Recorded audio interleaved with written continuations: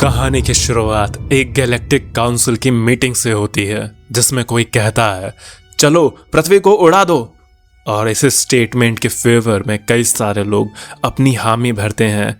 एक मंत्री कहता है उनकी हिम्मत कैसे हुई इस राक्षस को हमारे प्लेनेट के पास फेंकने की। वो जानवर एक भयानक राक्षस है, उसने मेरे सोलर सिस्टम में 2 ग्रहों को नष्ट कर दिया है।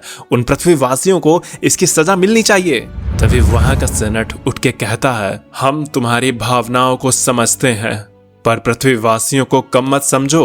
उनसे टक्कर लेना मतलब जानते भी हो हमें उनसे बात करनी चाहिए और उनसे मिलकर इस समस्या का हल निकालना होगा।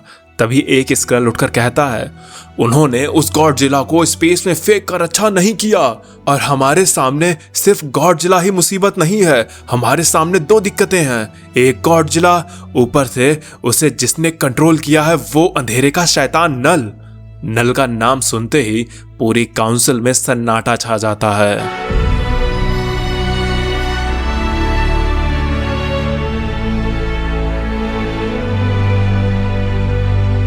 तब हम देखते हैं स्पेस में ककून को, जिसमें नल के सिम्बायोट किसी भारी भरकम चीज को लेकर के जा रहे हैं। उस चीज का वजन इतना ज्यादा है कि उसे स्पेस में एक जगह से दूसरी जगह ले जाने के लिए एक स्टारशिप और 6 बड़े ड्रैगन्स लगते हैं। और तभी एक डरावनी आवाज कहती है मेरे बच्चों, इस गॉडजिला को इंटरगैलेक्टिक एम्पायर ऑफ वकांडा की तरफ डिप्लॉय करने का समय आ गया है। तब हमें बताया जाता है कि जब पृथ्वी पर टचाला का जन्म भी नहीं हुआ था तब उसके पूर्वजों ने स्पेस में एक ग्रह पर अपना डेरा भी बसा लिया था। इस प्लैनेट को स्पेस का वकांडा भी कहते हैं। पर इस महान साम्राज्य पर आज एक खतरा बहुत तेजी से बढ़ता हुआ आ रहा है। हम देखते हैं कि वही ककून सीधा आकर इस वकांडा से टकराता है।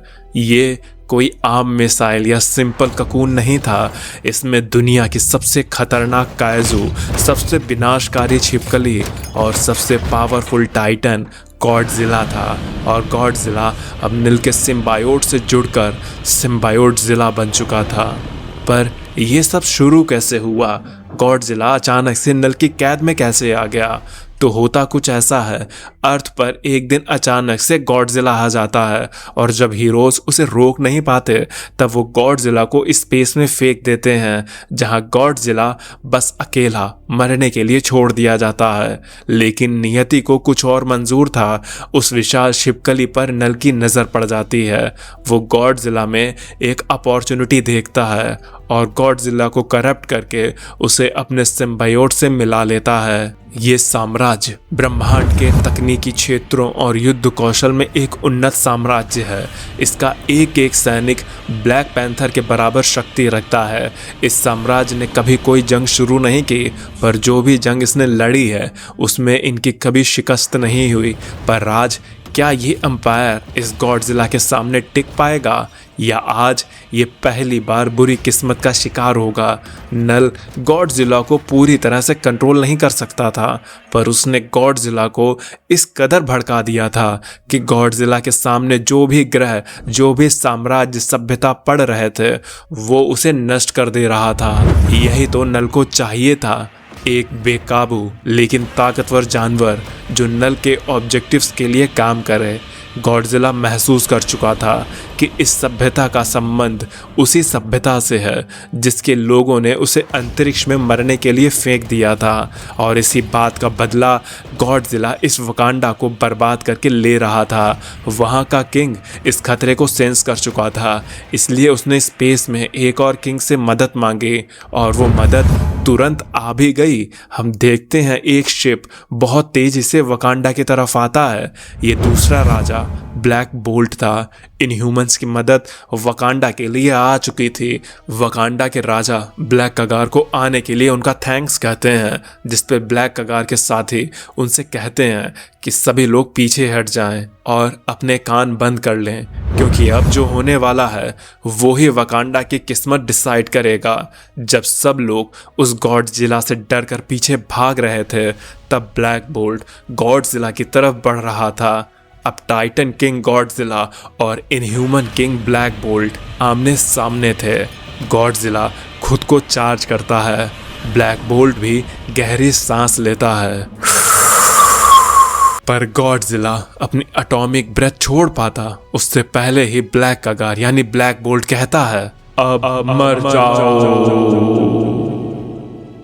ब्लैक बोल्ट की आवाज इतनी तगड़ी थी कि गॉडजिला के शरीर से सिम्बायोट तो क्या, उसकी ऊपरी मोटी चमड़ी तक उधड़ने लगती है। उस सोनिक आवाज की वजह से गॉडजिला गिर जाता है। और अब एक चीज तो क्लियर हो गई थी कि ब्लैक बोल्ट की आवाज के सामने कुछ भी नहीं टिक सकता है। ब्लैक बोल्ट वहां से वापस जाने लगता है। गॉडजिला की खस्ता हालत देखकर माहौल एकदम बदल गया। सब जश्न मनाने लगे। एक और जीत अब इस वकांडा ने अपने नाम दर्ज कर ली थी। पर क्या ये सच में कोई जीत थी? क्या सच में गॉडजिला का अंत हो गया था? क्योंकि तभी ब्लैक बोल्ट वहां से भागने लगता है, जैसे उसने किसी सोए हुए शैतान को और भड़का दिया है। क्योंकि होता ही ऐसा है, गॉडजिला अब वापस से उठ चुका था।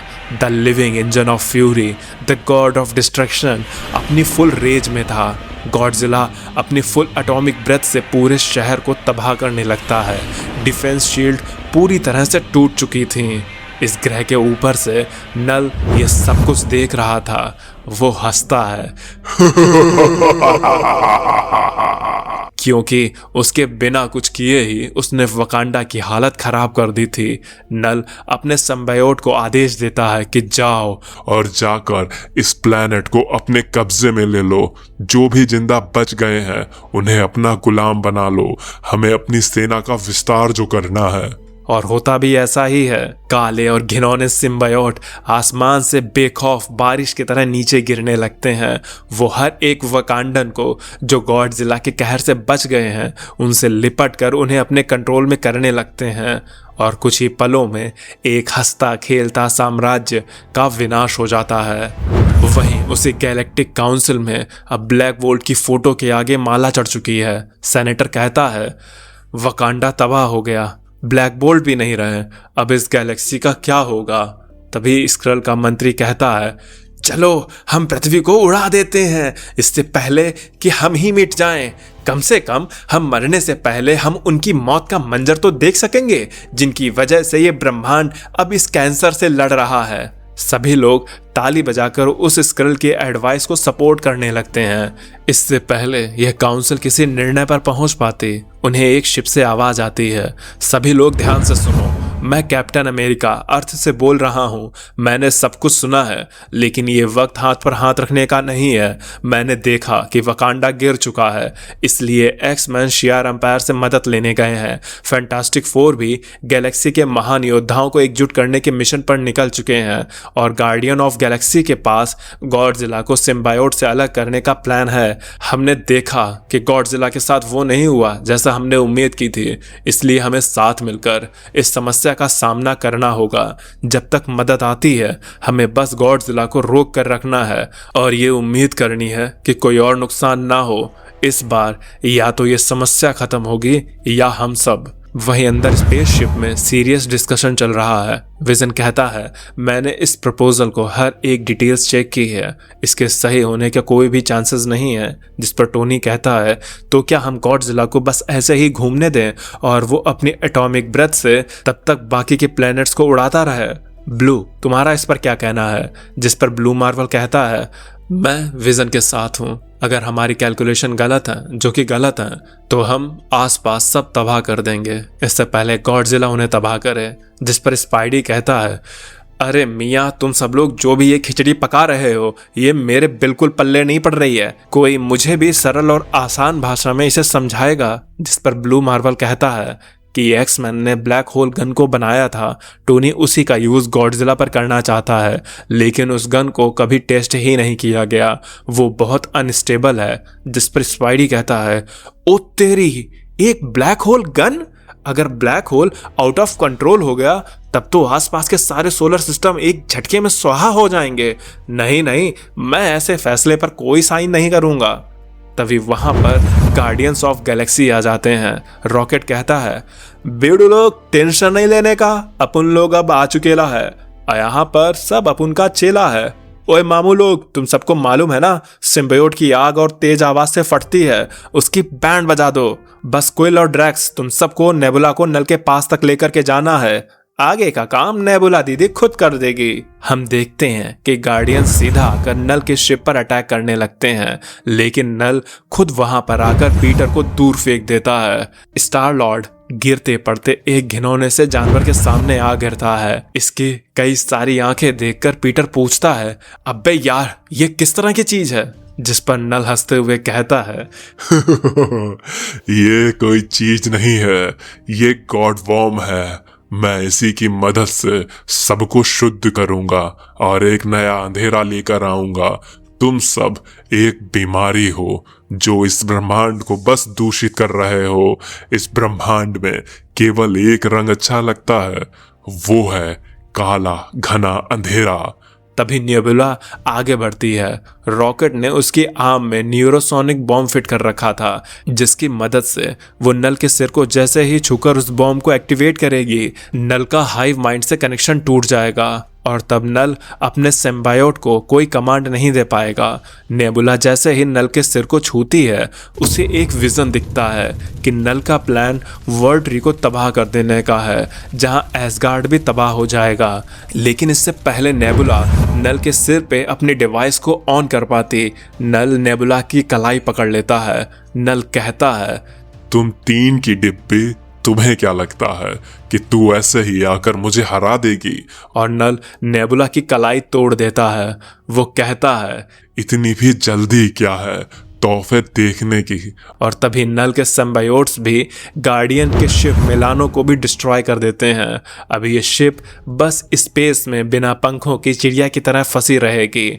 वहीं इससे दूर उस सुनहरी रियासत में अनगिनत सोल्स ये सब कुछ महसूस कर रही थीं। उन्हें ब्रह्मांड में गड़बड़ी का एहसास होने लगा था। ओडेन जो यग्ड्रासिल ट्री के नीचे बैठकर रेस्ट कर रहे थे, उन्हें महसूस हो चुका था कि एक युद्ध अब उसके ही दरवाजे पर आने वाला है। इसलिए ओडेन खड़ा होता है और जोर से चिल्लाता है। वो कहता है, एसगार्डियंस, एक युद्ध, एक काली शक्ति हमारे साम्राज्य की ओर बढ़ रही है। इसलिए बूढ़े जवान जो कोई भी बस हथियार उठा सकता है, वो हमें इस युद्ध के लिए चाहिए। और तभी हम देखते हैं कि हर एक एसगार्डियन अपने अपने हथियार लेकर एसगार्ड की रक्षा के लिए बढ़ने लगते हैं।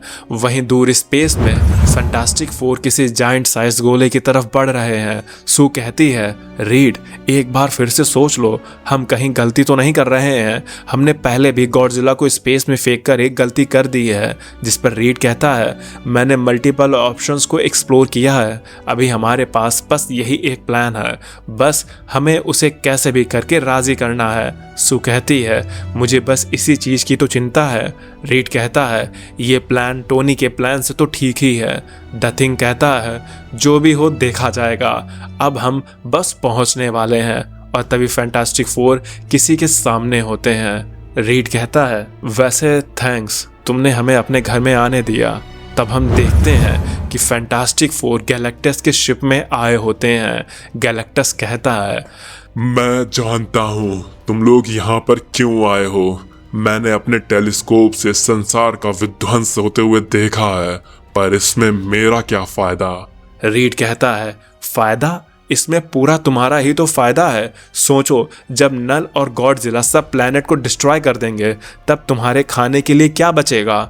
जॉनी कहता है, मैं तो चाहता कि तुम उस छिपकली को ही खा लो। वैसे भी कुछ जगह पर छिपकली काफी स्वादिष्ट डिश मानी जाती है। जिस पर गैलेक्टस कहता है, तो तुम लोग मुझे शिकारी की तरह यूज करना चाहते हो? जिस पर रीड कहता है, वो छिपकली कोई आम छिपकली नहीं है, उसमें कई प्लैनेट्स जितनी एनर्जी स्टोर है। वो एक चलती फिरती एनर्जी बैटरी है। ये सुनकर गैलेक्टस शांत हो जाता है। उसे समझ में आता है कि रीड की बात में दम तो है। पर आज का ये एपिसोड यहीं पर ख़त्म हो जाता है। अब आगे की कहानी में क्या गैलेक्टस भी नल और गॉडजिला के अगेंस्ट इस जंग को ज्वाइन करेगा? ये तो हम अगले ही एपिसोड में जान पाएंगे। और हाँ गाइस, मैं वन वर्ल्ड अंडर डूम को भी कंटिन्यू करूँगा। बस काफ़ी लोग नल की डिमांड कर रहे थे, तो मैं सोच रहा था कि दोनों ही स्टोरी का एक एक एपिसोड रोज़ डालूं, जिसे दोनों ही कहानियाँ चलती रहेंगी। और जिन्होंने हमारे चैनल पर वन वर्ल्ड अंडर डूम की कहानी अब तक नहीं देखी है, वो जाकर उसे देख सकते हैं कि कैसे डूम ने वो कर दिया जो आज तक कोई नहीं कर सका था। तो अगर आपको आज का ये एपिसोड पसंद आया हो तो वीडियो को लाइक करना, चैनल पर नए हो सब्सक्राइब नहीं किया तो सब्सक्राइब कर देना। अब मैं चलता हूँ, आप मेरी बाकी की वीडियोस एंजॉय करें और खुश रहें।